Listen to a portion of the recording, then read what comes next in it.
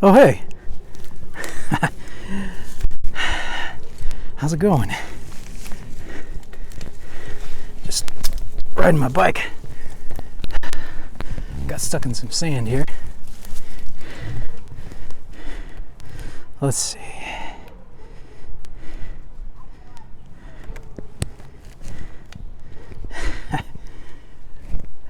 How's it going? So, another beautiful Sunday.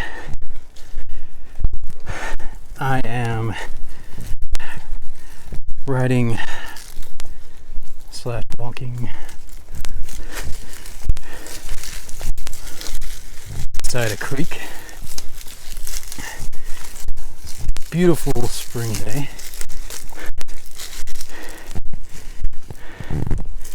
I think I'm gonna perch here for a minute. Maybe not. Yeah.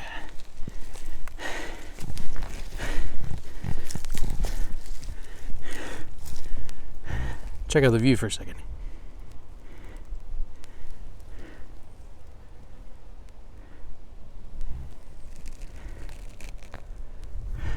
Pretty nice, right? So like I said, it's a beautiful day. And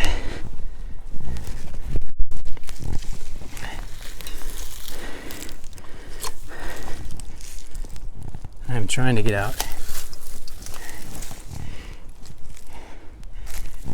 in nature a little more often.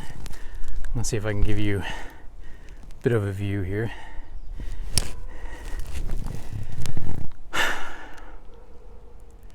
I'm excited today. It's oh man, you gotta look at this again.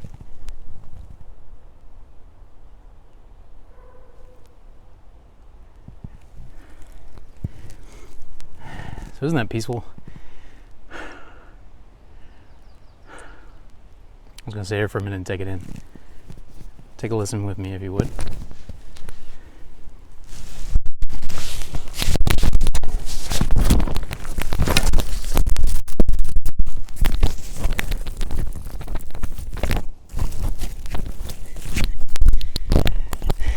I didn't plan this out as well as I thought.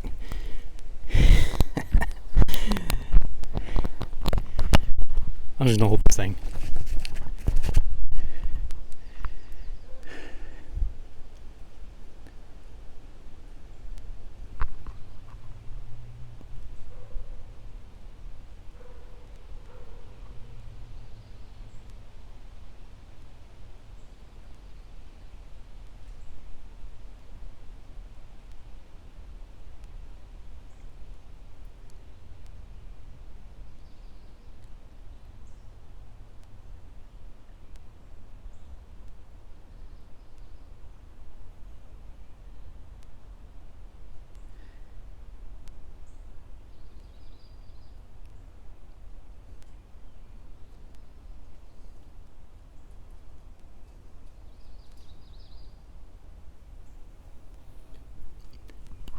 So,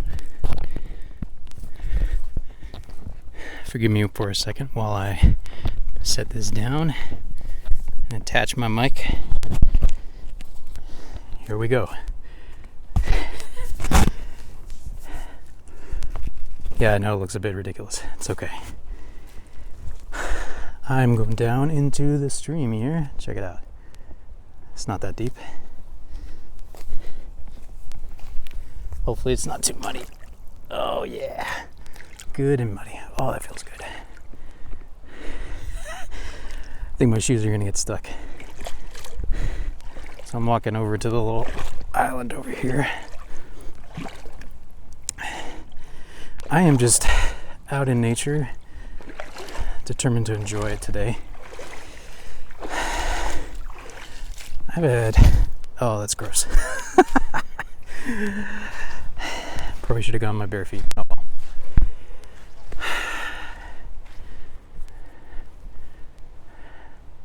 So I just like the view, honestly.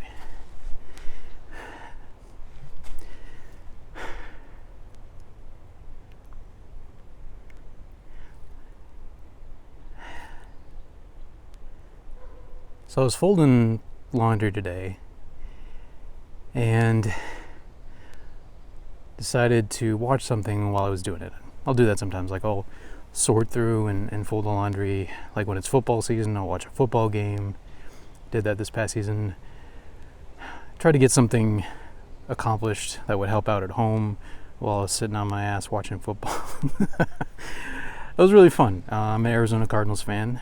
For those of you who haven't guessed by seeing Arizona teams on my hats. And for the first time in my life, actually, I watched every single game. Like, I found a way to watch every game in a season. And I really enjoyed it. It's kind of a nostalgic connection to my past. I grew up in Arizona. Beautiful state. Don't live there anymore, sadly. Would love to go back and visit one of these days. But I left, wow, it's been almost 20 years ago now.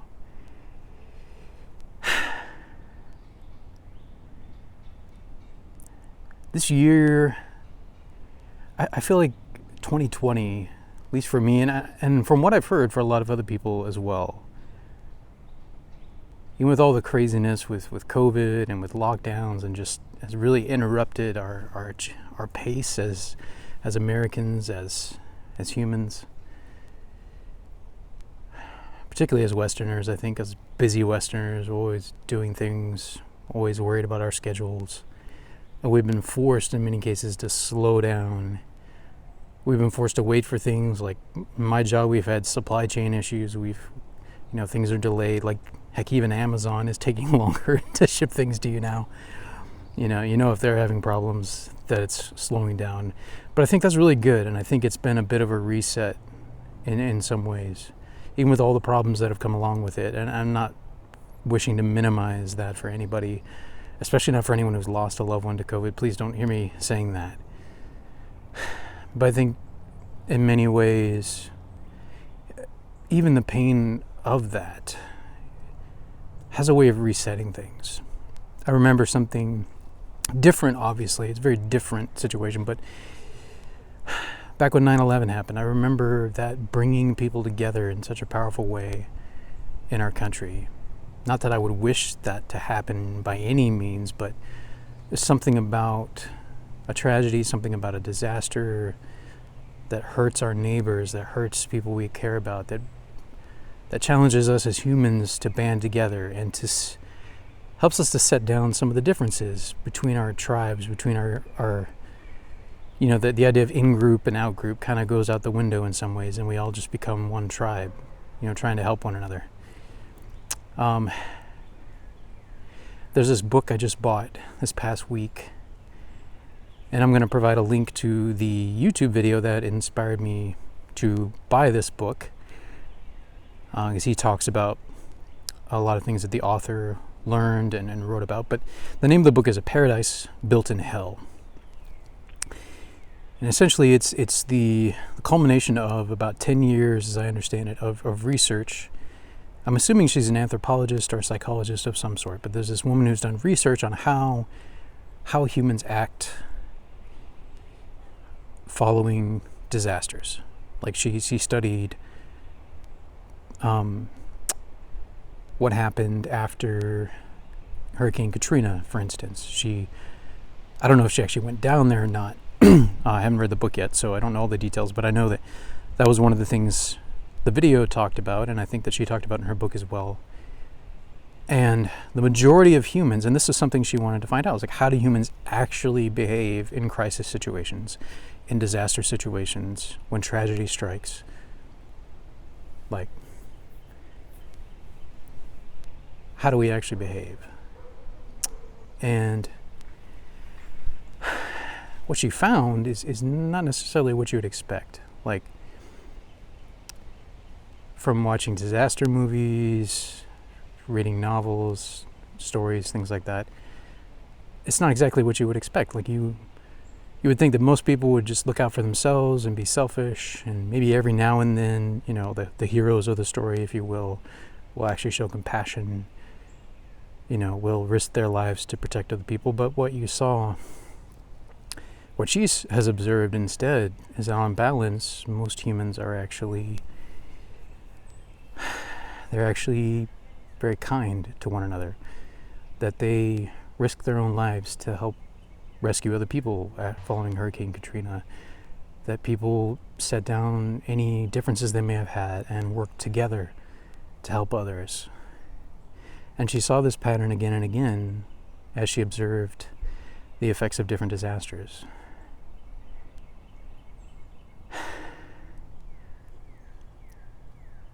That gives me a lot of hope. You know, I recently, and I haven't talked about this yet in my video, but I recently began, and I don't even know if I would call this a religion so much as it is a touch point, something for me to kind of hang my hat on and remind myself of my values, remind myself of what matters to me. But I recently started referring to myself as a spiritual humanist. And I think I would have added to that since then, naturalist. And what those three things mean to me, you know, like the term spiritual, that means that I recognize that we don't know everything about the world around us. Like, we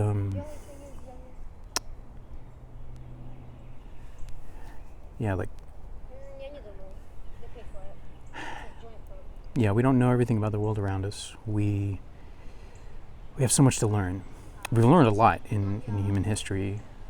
We're slow learners. Like, you know, I don't know for sure how long Homo sapiens have been around. I know a lot of scientists say that we've been around as a species maybe close to 200,000 years. That's a long time. You think about the through line of culture and knowledge that's been passed down, you know. It's pretty humbling when you think about how many humans have had to pool their knowledge and their skills for us to get to where we are now, in our understanding of the world and how it operates, of the universe. And it's so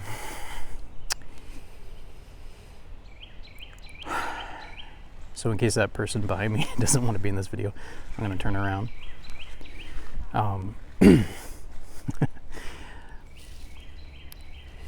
It's amazing how much we have had to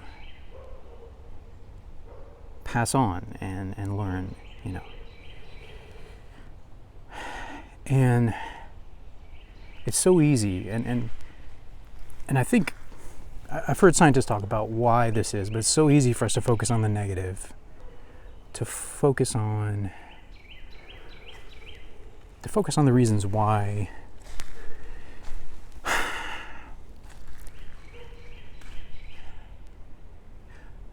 to focus on what goes wrong, you know, on the problems, on the bad things that happen. You know, it's so easy to focus on that, to think about that. And as I understand it, as a theory goes, one of the reasons why we tend to gravitate towards the negative is it is a defense mechanism. You know, if you think about, if that number is accurate, that we've been around for 200,000 years as a species, and obviously we go further back than that because we descended from others, as the theory goes. But just Homo sapiens, you know, we're not the biggest, we're not the strongest predators around. We're really omnivores more than anything else. Food opportunists, if you want to call it that. But we were foragers and hunter-gatherers for the majority of our history, and we're like exposed out in the open in small groups. So we had to constantly be on alert. Like if you watch any nature documentary about, you look at animals that are still out in the wild where there's predators all around, they're constantly on the alert, constantly ready to move, constantly ready to fly away or to fight, you know. And those instincts are inside of us too. You know, we just don't, they get activated differently in many different circumstances now because, you know, there aren't lions, tigers, and bears just wandering around, you know, our environment for the most part. Like I'm in a park right now, but it's in the middle of a city. So like there might be some deer around here, but it's not likely there's any large predators.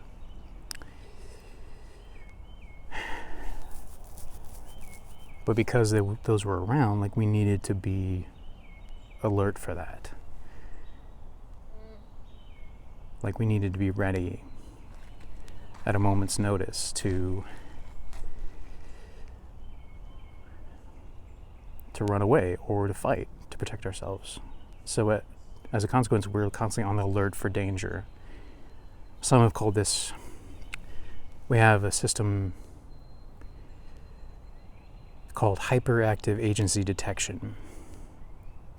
So like you hear a rustle in the leaves, you're more likely to think it's a predator, generally speaking, than it's just the wind rustling through the leaves. You're more likely to think it's a big predator that could eat you than a squirrel, for instance, unless you've been in the woods enough to know the difference in the sound.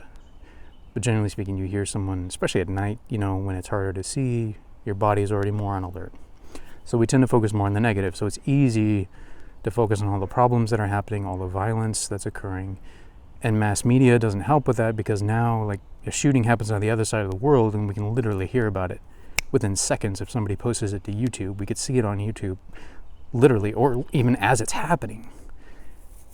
So it makes it seem like violence is getting worse and worse, that more and more violence is happening, more and more crime is happening. It makes it seem like that. But in reality, as I understand it, the statistics don't bear that out. That violent crime has actually gone down over the last 50 years.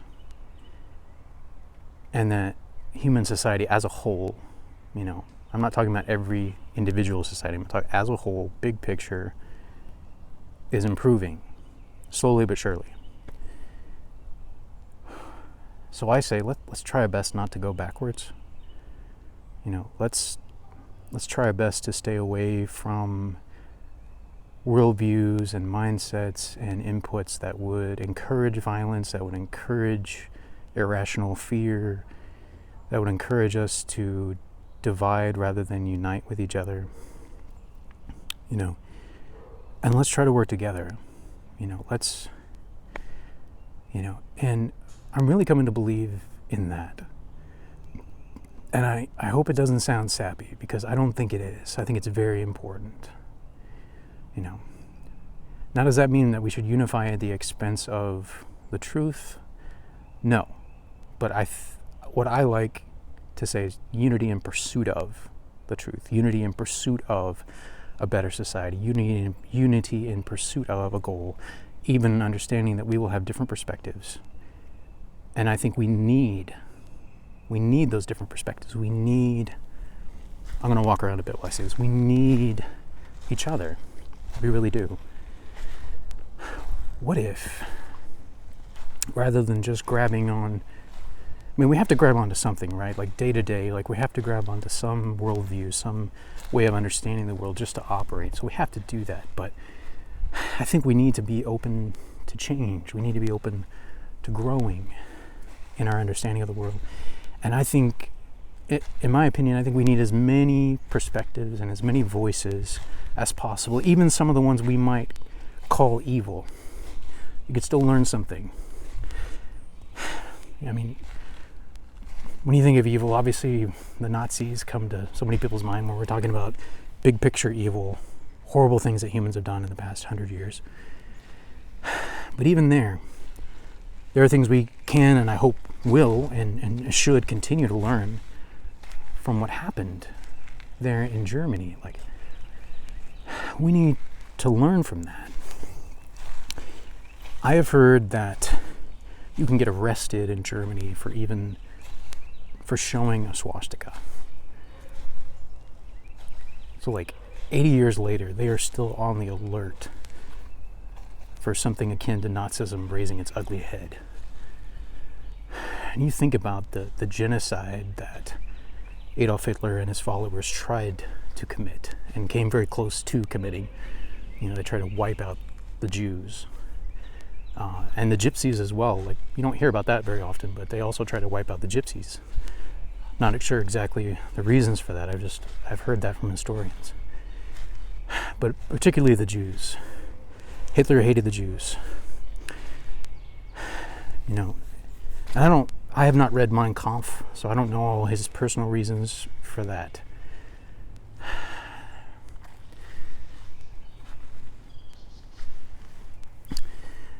Sadly, some of it, and I don't know. I know he grew up in Germany, where their Lutheranism was Martin Luther, I assume, was very revered amongst Lutherans.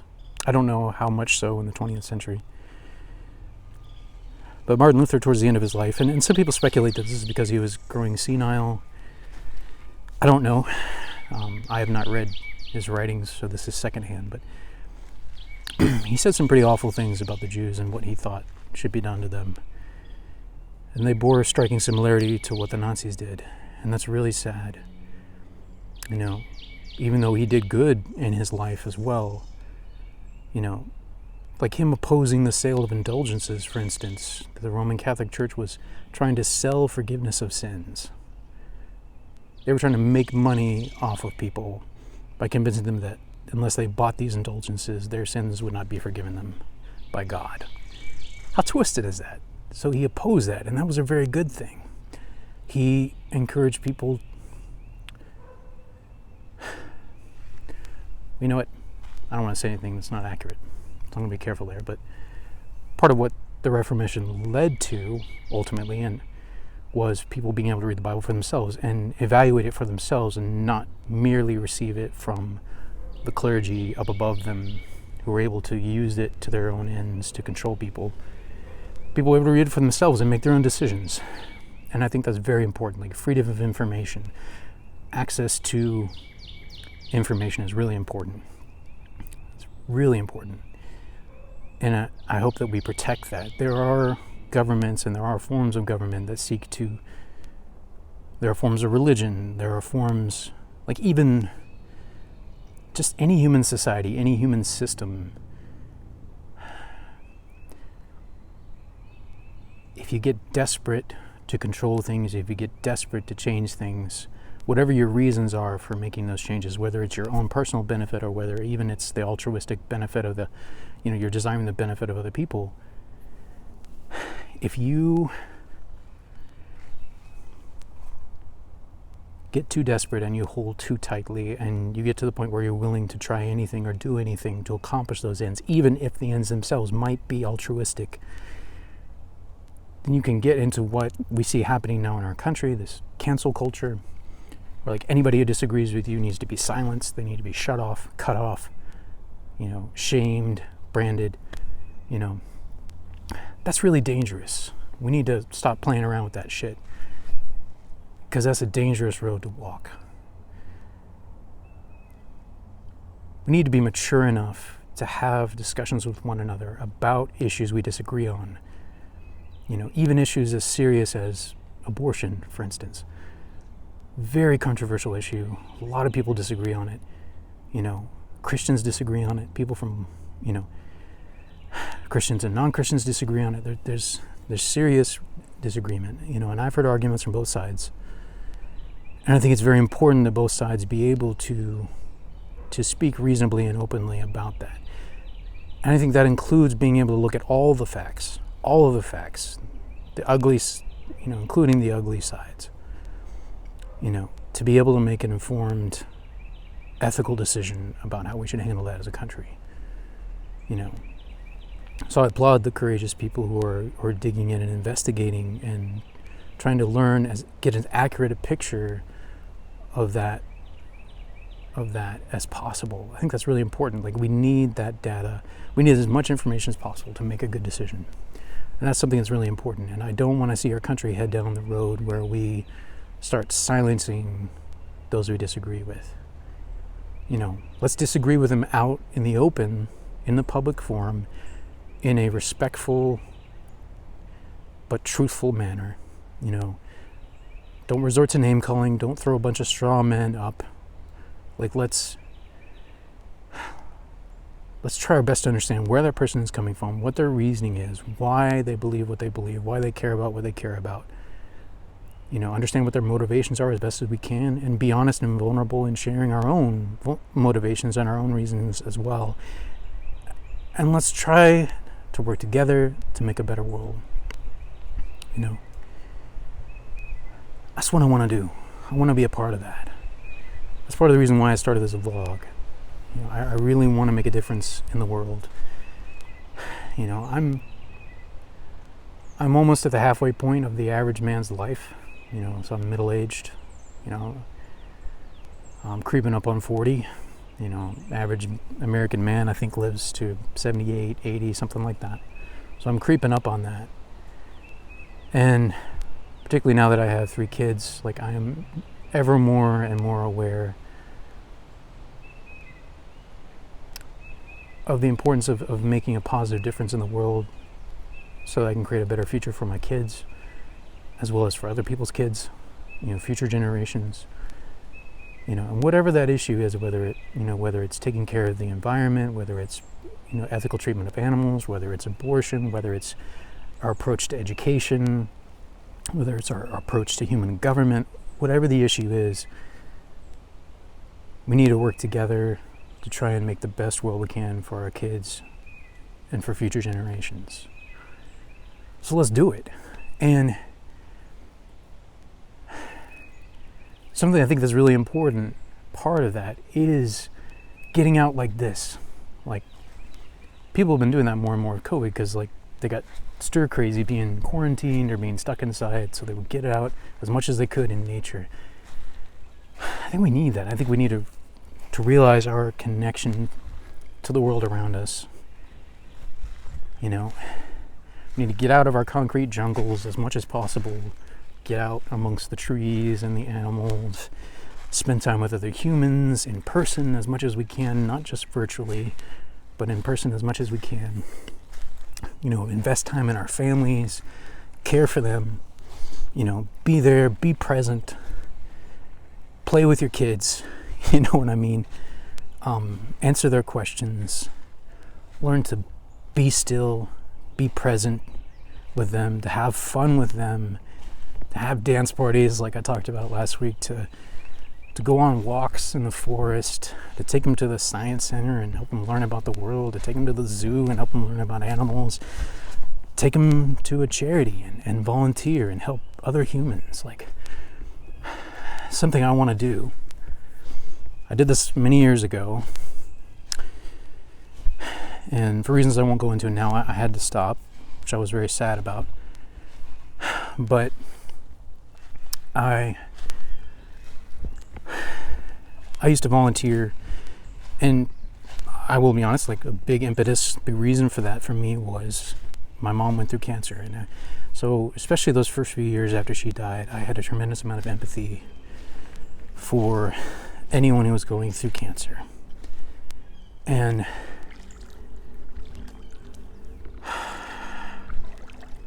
I volunteered for a while at the children's oncology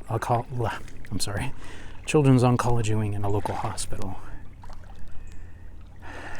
I really, as hard as that was, I really enjoyed that, and not in I had fun, but I found so much joy in that, in serving and helping people at their time of greatest need. It just, that was really, really cool, really special. And I want to do that again. And I don't think they allow kids to volunteer, but I'd like to get my kids involved in some kind of charity work, some way of helping humans. My wife and I hope to buy a house within the next year or two, so we'd love to have animals at our house, maybe a dog eventually. My wife really wants to get chickens, which I think my kids would love. Get them in touch with nature, not just watching it on a screen. There's value in that too, because there's some things we just can't take off and go to Patagonia. So watching a nature program about Patagonia would be awesome. Or Antarctica. Penguins in Antarctica. March to the Penguins or whatever. We can't just take off and go to Antarctica. So things like that, I think, are really valuable. That's where TV is really awesome and valuable. We can learn about the world, places that we can't just pick up and travel to on a whim. But there's plenty of nature around us too. And yeah, I want my kids to feel free to ask tough questions of me and my wife. I want them to feel free to explore the world around them and not feel shame for being curious. I want them to not be ashamed of their own bodies. That's another one. I'm on a roll here, if you can tell. I want them, I don't want them to be ashamed of their own sexuality. Sexuality is not shameful. The human body is not it's not a shameful thing. Yeah, there's some practical and pragmatic reasons for covering it up, for wearing clothes, but that's not a shameful thing in and of itself. I don't want them to feel that kind of shame. Now, does that mean I'm not going to tell them about the dangers of sexual predators and things like that? No, of course I am. I'm going to warn them about that. I'm going to do my best to protect them from that. I don't want them to suffer that in any way. But I also don't want them to feel like I've heard so many women feel that it's their fault. Like, for instance, their fault that a man raped them because of what they wore that day. They tempted that man. Bullshit. No. It's not their fault. That dude made a disgusting choice, and he, I know it's very tough to prove those kind of offenses, which is heartbreaking, because so often it's just his word against the woman's, or, a lot of men and boys and even grown men get assaulted too. That's something that gets overlooked a lot. I think I've heard statistics like 1 in 6 men have been sexually abused at some point in their life. I think it's 1 in 4 women or something like that. So that's a serious matter. And so I don't want them to go around being naive about the dangers that are out there. Just like if we lived out in the wild, like if we lived out here, or we lived out where there was bears or tigers, mountain lions, whatever, I wouldn't want them to be aware of the dangers that are around and be prepared, for those dangers. But I also want them to be in love with beauty and to not be ashamed of their own beauty, and to believe that they are special and that they are unique and that they're important, and that they have something meaningful to contribute to the world and to humanity. I could keep going. I'm getting worked up here, but I probably need to cut this short because I don't want this going too long. But yeah, so those are my hopes and my dreams. And did I talk about? I don't know if I talked about watching The Secret Life of Walter Mitty, which that's about as close to a perfect movie as you can get. Like, if I had to pick one movie that I said this is the perfect movie, it would be The Secret Life of Walter Mitty. Beautiful cinematography, gorgeous music, inspiring music. I mean, inspiring storyline. It's funny and the humor is natural. Like, it's just gorgeous movie. Oh, so inspiring. Props, Ben Stiller. I don't know if you'll ever see this, but props to you, man. Should have won Best Picture that year, in my opinion. Those old guys who run the Academy don't know what they're doing half the time. Wonderful movie. Anyway, got me excited, got me inspired, because Walter Mitty, in that story, and I'm going to end with this. This is where it really resonates with me. Like, his dad died, and they don't really tell you how, but his dad died when he was a teenager. And he was into skating. He had all these dreams about traveling. He and his dad talked about traveling together. And he had all these dreams about, Walter Mitty's, Ben Stiller's character, Walter Mitty. He had all these dreams about what he wanted to do with his life, and then his dad died. And he had to get a job at Papa John's to help support his mom and his younger sister. So he took the responsible road because he wanted to care for his family. Extremely honorable. And then he took a job. He ultimately, works at Time Life magazine as a negative asset manager. In other words, he handles all the negatives for all the pictures and the photos. He works in a back room. Most of his work was seen by millions, but he himself received little to no recognition for it. But he always made the conservative choices. He budgeted carefully. He took care of his mom and his sister. And all the dreams he had about getting out and seeing the world, and even dreams of getting married and having a family, he'd kind of set aside to care for his mom and his sister. And this, as the story goes on, there's a series of events that lead to him finally getting out. It kind of forces him out to experience real adventures. Like he goes to Iceland and Greenland, and he climbs the Himalayan mountains, and just goes on this journey, and it changes him. And he comes back, and he's still responsible. And he starts dating a woman that he had been interested in for a while. And she has a son, so that's like a big responsibility, but he really likes her. And she's a really cool, very kind and beautiful person. And it's just, dang it. Such a beautiful movie. Highly recommend it. One of my favorites. Like I said, if I had to pick one movie, I said this is the perfect movie, it would be The Secret Life of Walter Mitty. Hits on all fronts. It's well edited, it's well acted, it's well written, beautiful cinematography, gorgeous music, inspirational story, natural humor. Go watch it if you haven't seen it yet. Get it on Blu-ray because it's gorgeous. Anyway, I'm going to end with that. Go watch Walter Mitty. But yeah, get out and pursue your dreams, and not just any dreams, but dreams that will make the lives of other people better. Not just your own, but the lives of all people and all living things. Get out there and do it. I think so many of us have those kind of dreams and we're scared to pursue them. Get out and do it. Get out on the trail. Get out in the wild, Let's do this.